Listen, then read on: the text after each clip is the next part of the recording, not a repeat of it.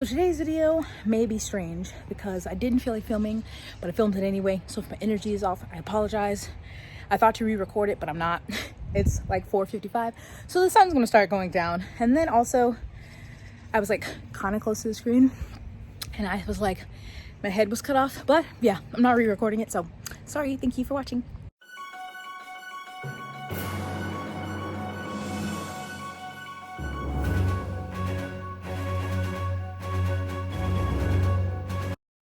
What are we here to do? Here to formally apologize to Nigel for firing him on air last week. The joke is he's my boss, so I can't fire him anyway, but I just want to say sorry. Everyone was upset at me. It's fine, okay? Do you accept my apology? I think that's a yes. Yes, you do. Oh, I love you. Keep your pee-pee inside. Stop getting so excited. Hey, hi, hello, welcome or welcome back to my channel. My name is Jess, and welcome to another edition of Book CommuniTEA, where I try to keep you abreast of what's going on in the bookish community.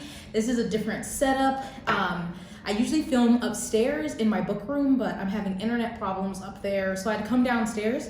I'm sorry if it's echoey, and then I had to give some ambiance. So I was watering my plants and I just left them on the table anyway, because it would just be this blah background.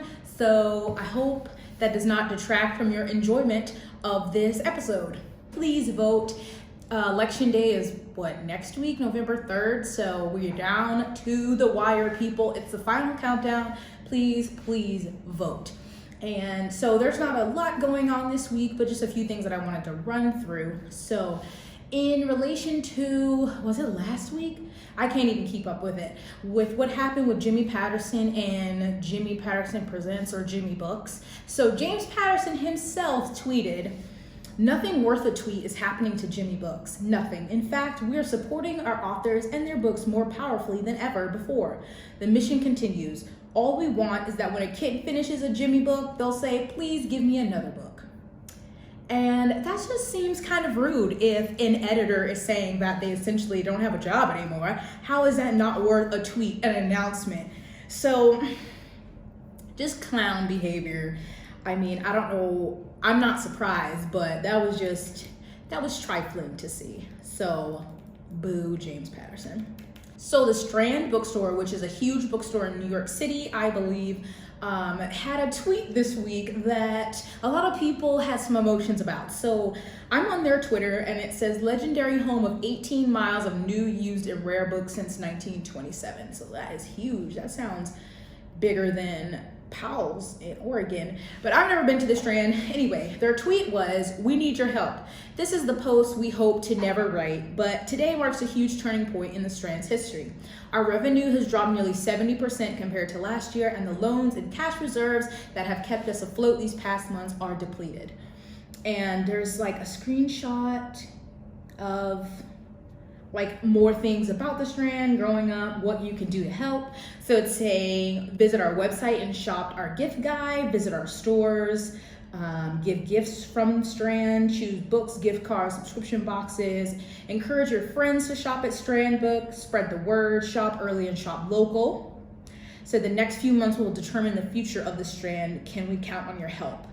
And they had a reply tweet that said, "We have survived so much in the past 93 years, and we are ready to fight against all odds to keep the Strand alive, but we cannot do it without book lovers like you." And you see that and you're like, oh my God. Oh my God. Wow. I mean, 93 years, that is amazing. And it is an independent bookstore, you know? I think they're only in New York. New, used, rare books, definitely something we want to keep around. So I didn't know anything that had gone on with them earlier in the year, but earlier in the year, March, they had a tweet that said, "To the Strand's family and friends," this is when COVID started. So they said, "In order to preserve the Strand as a business with no revenue coming in and no clear idea as to when we can reopen our doors, we have had to temporarily lay off the majority of our staff due to the rapid spread of COVID-19. We made the decision to close our doors a week before the government mandate, as we felt it was unsafe for our staff and community for us to keep operating." So they had closed. There's been various responses in the tweets, some people are like, we can't lose this national treasure. When I lived in NYC, I browsed and shopped Strand 3 times a month. It is a New York City icon that has brought joy, thought, ideas, and serendipity into countless lives. Please shop. So a former employee tweeted, former employee here, the Strand's owner laid off union employees after receiving millions in PPP loans.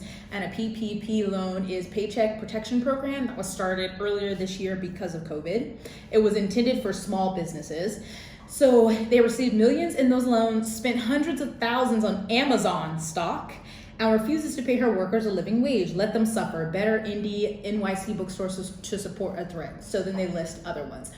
So for me, it's tough because it's really shitty what the owner is doing, especially when you're asking for help to support your bookstore, but you're buying into Jeff Bezos' company.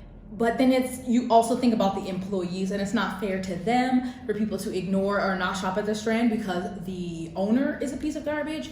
So it's very complicated, but that's really sad to see. So I don't know. I mean, I've never shopped there anyway, but I'm not gonna say don't shop at the Strand, but it's just always interesting when a company obviously has money, or the owner has money, but doesn't want to put that into their company or pay their employees. Oh wait, capitalism. Funny how that works. So I just wanted to touch on that, but there is the thread I can link in the description that has a bunch of other independent bookstores around NYC. I know there's probably a lot if you were interested. So next in publishing, which just seems to be chaotic this year, I first started seeing these random vague tweets, and one was from Zoraida Cordova, and it said, "To everyone bracing with the publishing news today, I'm so sorry." And then she tweeted, "Sorry for the vague tweets, still reeling a bit. Imprint authors received an email letting us know Imprint will be closing December 1st. I do appreciate getting the alert from our publisher versus reading about it in the press. Like the Disney offloads, Hades was there only in February." And so I was also confused because I was like, which imprint? But the imprint is called Imprint, and it's of Macmillan. So she also said, "I was waiting for the PW article or something with more verified information. Please continue to support books from Imprint. They will still be published under Macmillan Imprints. So heartbroken for the incredible team that works at Imprint. You don't deserve this." Also, Lee Bardugo said, "I just want to say it's been an honor and a damn joy to work with a smart, creative, funny, brilliant team at Imprint. This is such a hard time. My heart goes out to everyone reeling from the news today." I think King of Scars was published under Imprint. Lee Bardugo also said there should not be a delay in Rule of Wolves, so it should still come out whenever it was supposed to come out. So of course, I don't work in publishing, so I get confused when one imprint closes because she said that they'll still be published under other Macmillan imprints. So I'm assuming that just means books that were already like contracted under imprint and not new books, I'm assuming. So yeah, I don't know how that works. Does like the author have to find or like get signed with a new publishing imprint if that happens? I don't know, but nevertheless, it's sad. Someone I follow on Twitter, Mary, tweeted a thread of some imprint authors and books to support in light of this terrible news, and it has a lot of books. So there's L.L. McKinney, her series, A Blade So Black, this new book that I keep seeing that looks really interesting by A.M. Strickland, Beyond the Black Door, or no, that's already out, In the Ravenous Dark, Zoraida Cordova and Natalie C. Parker. I think there's an anthology, Sarah Faring, who wrote The 10th Girl and has a new release called The White Fox. Let's see, Kay Ankrum, who wrote The Weight of the Stars and The Wicker King, has a new book coming out, Darling. So I'll link this thread also in the description, but ton of authors and books that are under that imprint. So that's always terrible news. And I don't know what's going on with publishing this year. It just seems like so much moving parts and imprints closing and consolidations and stuff. So it's really, I don't know. In my eyes, it feels like publishing is thriving just because of this book circle that we're in, where I see people buying books and using their library and getting audiobooks. So to me, I'm like, publishing is thriving, these special editions and book subscription boxes, but maybe not. Or I don't know if it's like the big ups just wanting to cut things to make more money in their pockets. I have no idea, but that's just unfortunate. So make sure you check out that link to see if any of those books interest you. Maybe order or pre-order them to support those authors. So some mess in Romancelandia, which I feel like I never truly understand what's going on over there, but I'm going to do my best to summarize. So the original tweet that started this conversation has been deleted, but there was another tweet by this person, Jessica Price, who said that the original tweet, now deleted, was promoting this article. And the article is titled, Why More or Happily Never After? Why More Romantic Comedies Need to Embrace Ending Up Alone. So then they were like, I wasn't gonna say anything after the first indignant romance novel stans got all up in my mention, but now they're just annoying. And the article was referring to TV and movies, but I guess people got upset because the romance genre, all those books end in happily ever after if they're considered part of romance. So someone said, if you market a book as romance and it doesn't have a happy end, be prepared to have every single one of your readers be really fucking upset and never read a book by you again. We need romance novels for a reason. If I wanted to read stuff about relationships that don't work out, I'd read women's fiction. And so Jessica Price quote tweeted this and said, I've got all these people whining in my mentions about how it's not romance if the couple doesn't end up together. What's Casablanca then, or Romeo and Juliet? And all I can say is fuck your boring, traditionalist, slut-shamey idea of what constitutes a romance. What? Bro, what are you talking about, man? Now I can see where they're coming from with traditionalist and maybe even boring if happily ever after isn't your thing. But I don't get where the slut-shamey part comes in there being a happily ever after. And then there were a bunch of tweets by an author, Rin Chupeco, who said, you did not understand the difference between romance genre novels and novels with romance, then proceeded to conflate the two, then pretended everyone trying to tell you otherwise was wrong so you can still claim being right. What a quichette white feminist thing to say. She said, like, Romeo and Juliet is a romantic tragedy, Casablanca is a romantic drama, and none of these are romantic genre classifications. So again, I am not a professional on Romancelandia or what constitutes different genres, but then I saw this tweet by Courtney Milan that said, I haven't said anything about the happily ever after debate because there isn't a debate. You want books with a guaranteed happily ever after? Look no further. Here's the romance genre. You want books without a guaranteed happily ever after? Look no further. Here's everything outside of the romance genre. So if it's in the romance genre, it has a happily ever after, and if not, then it's just everything out of there. There are a lot of books like fantasy that have romance. You know what I'm saying? So yeah, I just thought it was interesting because I saw a lot of comments about how people outside of the romance genre trying to tell people inside of the romance genre what constitutes a romance. So what are your opinions? I know